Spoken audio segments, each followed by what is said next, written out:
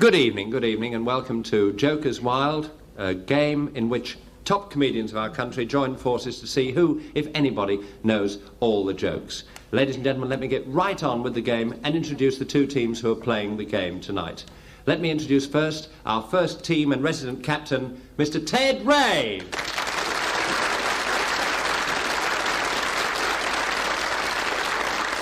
Joining Ted will be his team consisting of Mr. Ray Martin and Mr. Don McLean. Opposing them this week, we have our opposing captain, Mr. David Nixon. With his team, Mr. Les Dawson. And Mr. Bobby Pattinson.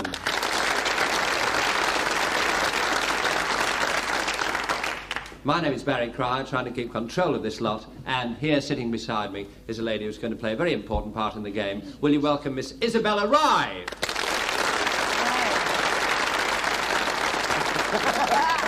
Miss Heavy Industry 1953. And I'm going to ask her to say hello again. Say hi again, Isabella.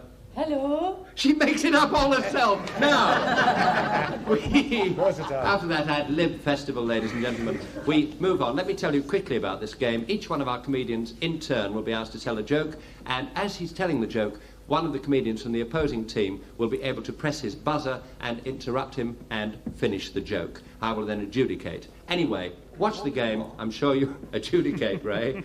If you do, you're cleaning up. I'm self-taught, you know. And Filthy. as we go along, I'm sure we'll pick up the game. Let's start it now, and you'll see what I mean. We go straight to our first captain, Ted Ray. I press the button. Ted, your subject is... I press the button, no card comes up. The magic of television, ladies and gentlemen. There it is.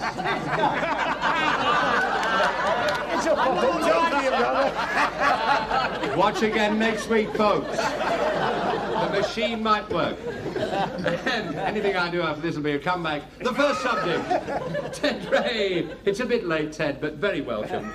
And your first subject is chivalry. It's what? That's what it says here. Is that the best you can pick out of six? I think on a short circuit. If you said cavalry, I could... Chivalry, now, ain't it? Well, we have to go back a long time for chivalry, because, you know, the age of chivalry is dead. Anyway, the story was that it was a tram car. You remember tram cars, those things on the overhead wire? And on this tram car gets a very pretty girl.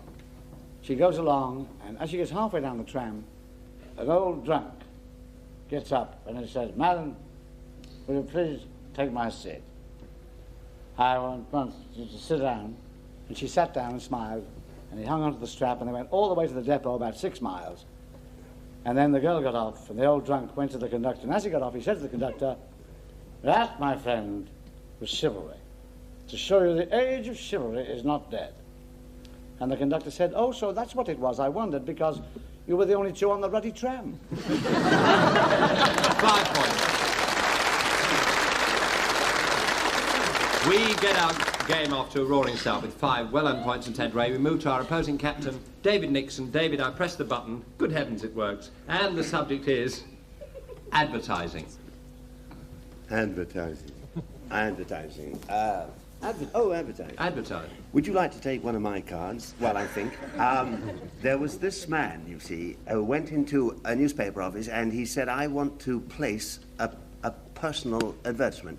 And it reads, "Tomcat lost, Ginger Tom, £100 reward." And the clerk said, "You must be very fond of that cat, sir." And he said, "Fond of it? I hate it." He said, "It's dirty, bad-tempered, it scratches, it tears the curtains." And he said, "And I hate it." He said, "But the wife loves it. She thinks it's a marvellous cat." And the clerk said, "But even so," he said, £100, it's a lot of money for a cat. And he said, "Not for this one. I drowned it last week."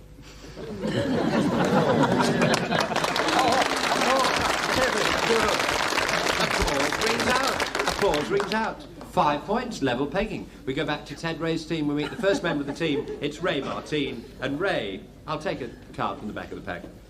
The subject is hats. Ah, hats. Well, I was walking down the street the other day, and I saw Patrick... An interruption from Les By a Dawson. fly. I'm We didn't sorry, say you'd Ray. come in. I'm fly, sorry, that's a Ray. horsefly. Les Dawson with your interruption. I was walking down the street and I had this hat on. It was a bowler hat. And a fella came up with a trilby. So this trilby said to my bowler hat, "Who's that American hat at the back of you? Is it your youngster?" He said, "No, it's my Stetson." It's my Stetson.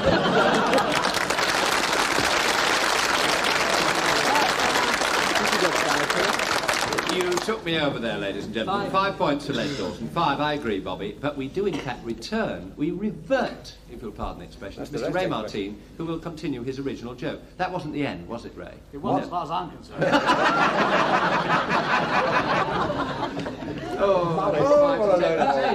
No, we go back to Ted. No, we don't go back to Ted Ray. Of course we don't. Come on, Ray. We go back to Arthur Worsley, better known as Ray Martin, to continue his joke. If I'm allowed to. If you're allowed. Thank you. I'm not here for just being a pretty face. I'm a pretty leg, too. So do I. She spoke! She spoke! I think you have a divine right. You've got a divine left. They came in a section. Meanwhile, like a Ray Now, you should see this when I it's was rehearsed. walking down the street, Yes. and I saw Patrick... Remember the plot. Back to Ray Martin. And I saw Patrick McNay... Shut your mouth, Bobby Patterson. I saw Patrick McNay walking down, and he had a brown bowler on his head. It was Gary Sobers.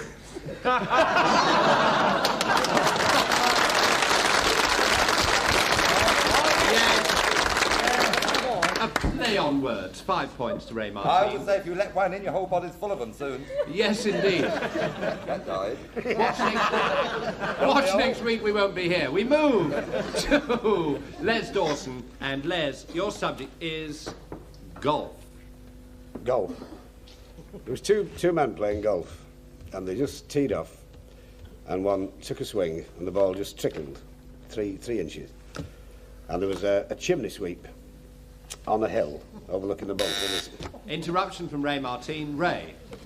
Yes, well, this golfer was in a nudist colony, you see. And you're only giving the bare facts. And there was a large hedge in this nudist colony, and there was all the girls on one side and all the fellas on the other side. You've never seen so much beating about the bush in your life. I quite like that.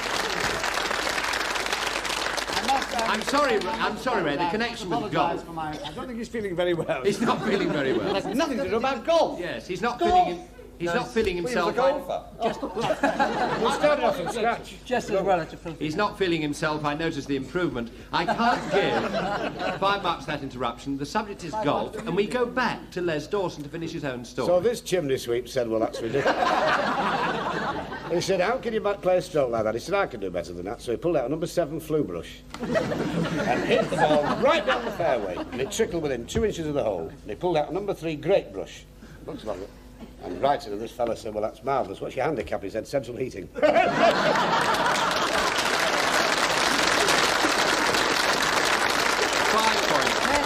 5 points to Les Dawson. We go. You get much work. Only when they pay you off. I thought Gentlemen. central eating was an old lady with one tooth on the top and one at the bottom. That's central eating. That's what I thought, Ted. Yes, but Quiet, please, gentlemen. Yes, I'm going to Don McLean. I'm going to Don her name is McLean. Juanita. Let's. What can you do? I got this job through influence, you know. We move to Don McLean. Don. Oh no, it's the broken machine. I'll pick a card from the back. Craftsmanship is coming back, and the subject is dancing. Dancing, yes. There was this street cleaner in Paris, you see, and he spent all his spare money on belly dancing lessons. And his main ambition in life was to dance the male lead in Swan Lake at Covent Garden. So one day he found this old newspaper, and there it said, headlines, male dancer in Swan Lake falls down, breaks legs. So he's off. He's off to the coast. And he borrows a rowing boat at Calais, and he starts rowing across the channel. And he's within sight of the White Cliffs of Dover when his strength fails him. He can go no further. And all of a sudden, a flock of pigeons come over the top of him, and there's a rope on the front of the boat. And he throws this up, and a pigeon catches it in his beak and pulls him ashore. And he goes to Covent Garden and he auditions, and the governors, they're amazed. They say, this is fantastic, we've never seen anybody dance like it. He said, how did you get here? And he explained how the pigeons pulled him ashore. And they said, I'm sorry, we can't use you. He says, why not? They said, we don't have pigeon-toed ballet dancers at Covent Garden.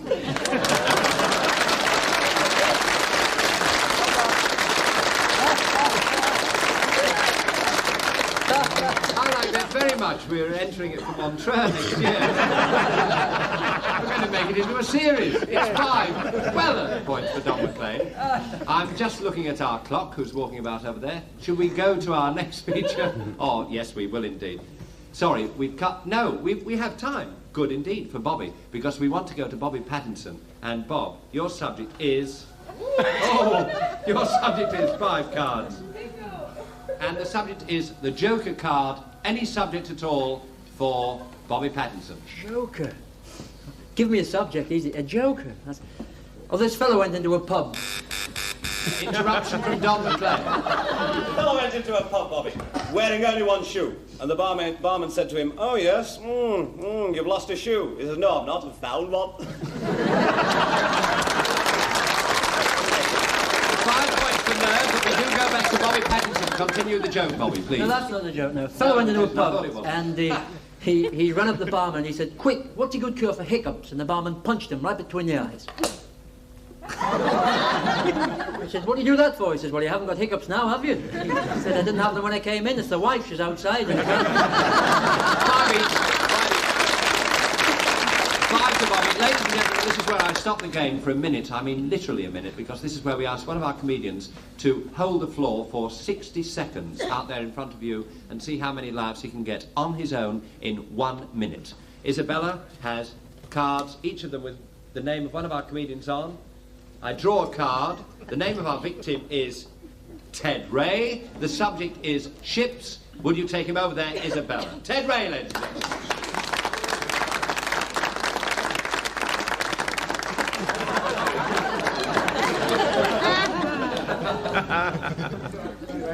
Where's the mic?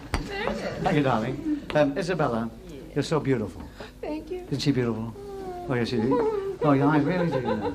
You're just my type, you know. Oh, I'm so glad. Yeah, breathing. Ladies and tonight, gentlemen, honey? Mr. Ted Ray on the subject of ships for 1 minute, starting now. See you later, honey. Right. Ships. They're passing the night. No. Yes, years ago, ladies and gentlemen, I came from Liverpool, and I was on a ship, you see. Very green, you know, behind the ears. And I got on this boat. I'm going to laugh yet. Terrible. That's one. And then I was very green, you see. And the captain said, all hands on deck. I put mine down. They trod on them, see. Now, they knew I was a fool, so he said, now, go up in the crow's nest and see if you can find any eggs. When I came down, the ship had gone.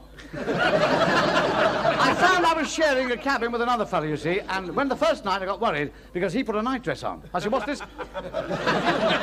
What's this for? He said, it's all right. In case the ship goes down, women and children first. So I'm walking along the deck one morning, minding my own business. Oh, I was so ill. I sat in a green deck chair for 3 days and nobody noticed me. And a young lady came along. She said, where's the captain? I said, he's forward. She said, who cares? It's a pleasure trip.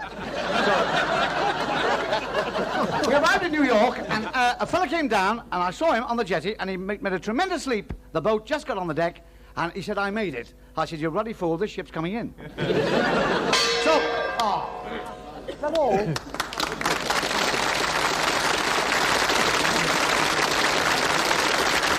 of part 1. See you for part 2 in a couple of minutes from now. Give me the score. Right.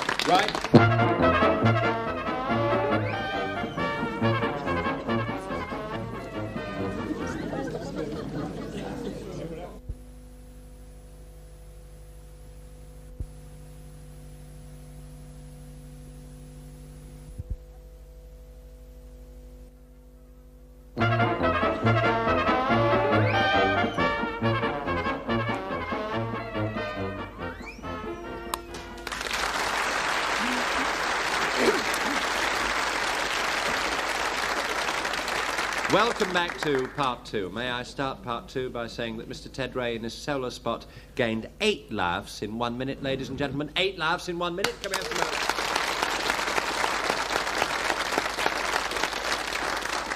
and goes on to meet Aristotle Onassis in the semi-finals. We welcome you back to Aristotle Onassis, dear. How are you feeling, Isabella? Say hi again. Say hi again, go on. Hello. Oh, great, I love it, I love it. We go back to the game, but then I'm perverted. We go back to the game, and we go back to our very own Ted Ray. I press the button, fearful. Here it comes. Hold your breath. Well done, card. And Ted, your subject is fog. Oh, fog, well. You know, all the people abroad think we live in a permanent state of fog. They think that, you know. They always say London is the foggiest place in the world. This is not true, because I was in a place once that was much foggier than London. I don't know where it was too foggy. Interruption from Mr. David Nixon. And you met this girl, and you took her out in the fog and mist, and if it was foggy, obviously you missed. Is that the one? Yeah.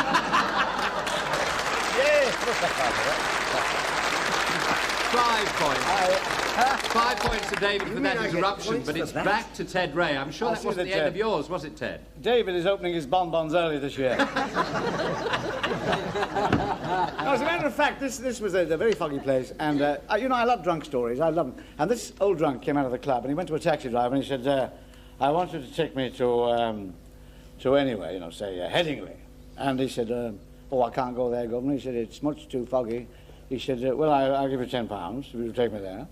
So he said, £10, you know, in those days, great. He said, well, you'll have to wait here a minute, Governor. He said, I've got to go and get my brother. He said, well, what on earth for? He said, well, you'll have to walk in front, because I can't see a hand in front of me. You'll have to walk in front. Oh, he said, don't be so damn silly. He said, I'll walk in front.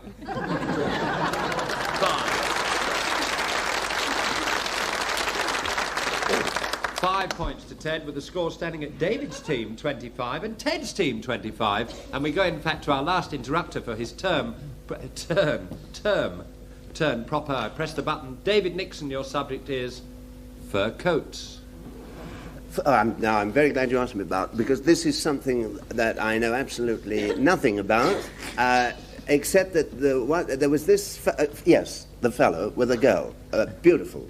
She was very lovely, and this little man took her into a West End farrier, very exclusive and expensive, and he said, I want to see a fur coat. And the farrier said, for this lady? He said, yes. And he said, this one's £1,000. He said, no, I want a good one. So eventually he picked out a £5,000 ranch mink. Is that right? Yes. And he said, will that suit you? To slip it on, and she slipped it on. He said, that's fine. He said, I haven't got £5,000. Let me give you a cheque. It's Saturday. You won't have time to clear it. So I'll come in on Monday and we'll pick up the coat when you've cleared the cheque. He went out, and the farrier phoned his bank manager, because he'd left his phone number, you see, as a reference. And he said, is this man all right for £5,000? He said, no, it's about 5,000 shillings. So on the Monday morning, the farrier said to his staff, when that little man comes in with the beautiful blonde, don't give him the coat, I want to see him. And he dashed up to him when he came in without the blonde, and this little fellow said, I know what you're going to say, and I'm very, very sorry. I'm very sorry, but we had a marvellous weekend.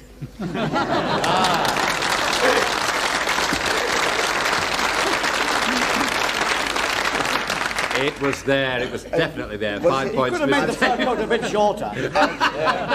Well, I was thinking I haven't told it for 14 years. It's going to be issued in hardcovers in the autumn. We go from Mr. David Nixon.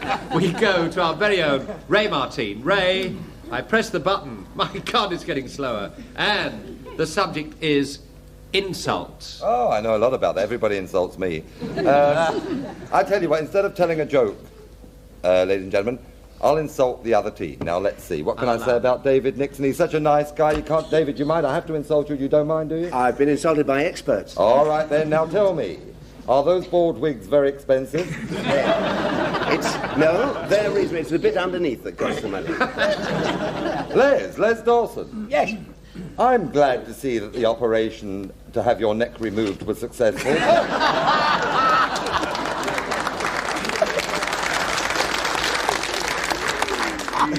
And Bobby Pattinson, of course, a comic who's given a whole new meaning to the word... Oh.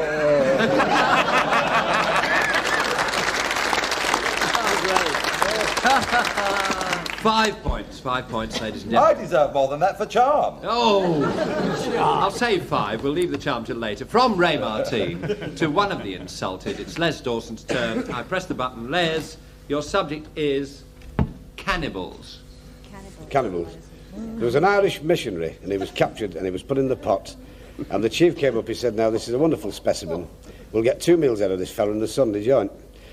He said, put carrots, potatoes and Swedes in the pot. And whatever you do, don't break his skin, don't bruise him, because you'll let all the juices out. So when the cannibals came back after the hot pot Interruption supper... from Mr. Ray Martin. While the missionary was in the pot, the tribal chief... Ever since I had my nose fixed, my mouth won't work. While the tribal chieftain was in the pot... No, while the missionary was... Go to your room! Oh, he's such a smooth talker. I know it. Go on, The Ray. tribal chieftain was furious and said to the missionary, don't eat the vegetables. No. No. Sorry, back to he me. said he's an Irishman, be thankful for small Murphys. Yeah. I can't give you 5 on that 10. We've got to go back to Les. Not a legitimate interruption. Back to Les to finish his own story. Right. So when he got back, the chief got back, you see, there was an axe in the middle of the Irishman's head. So he said to the cook, he said, well, you've spoilt the joint. Now, why did you do that? He said, well, I had to kill him, he was eating the potatoes. Well, it's better than him. Oh, 5 points to Les Dawson. Time is moving on. We've time to go to Mr. Don McLean, ladies and gentlemen. Don, your subject is... Toothpaste. Henpecked. Toothpaste, there's no need for that. Henpecked. There was a little fella living in Barnsley. Interruption from Bobby Pattinson. He went home from work and his wife says, you got your work shoes on the wrong feet? He says, aye, they should be on yours. Yes, 5. 5 to Bob. The clock is against us. Back to Don. No, it's nothing like it. Nothing Actually, like it. He went home, every night he went home, and his wife used to nag him. She used to say, you never take me out, do you? I work here all day long, you never take me out. He got fed up with this after a fortnight. 4 o'clock in the morning, they're in bed, he digs her in the ribs, she wakes up, she goes, he says to her, fancy coming down the pit? 5. Ladies and gentlemen, quickly, we move to our last feature of the show. This is the quickie spot when the team have to complete a sentence one by one that I start. Here I am starting the sentence. Ted Ray, first to go. The sentence is, I won't say he was bald, but Ted Ray. I won't say he was bald, but when he stood next to his bald twin brother, they looked like a topless waitress. Ray Martin. I won't say he was bald, but every time he went in the bowling alley, people put their fingers in his ear hole. Don McLean. I wouldn't say he was bald, but all the flyers thought his head was London Airport. David Nixon. I won't say he was bald, but he combed his hair with a sponge. Les Dawson. I wouldn't say he was bald, but when he went to bed, his head slid off the pillow. Bobby Pattinson. I wouldn't say he was bald, but he married an Indian squaw to keep his wig warm. 15 points.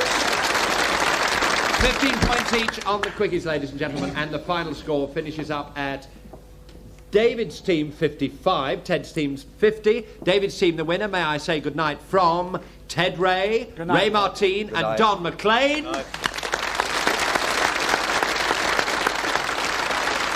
And the winning team with their captain David Nixon, it's Les Dawson and Bobby Pattinson. And it's good night from Isabella Rye. Say good night, Isabella. Hello. She's fantastic. And it's me, Barry Cryer. Good night. See you soon. Bye-bye.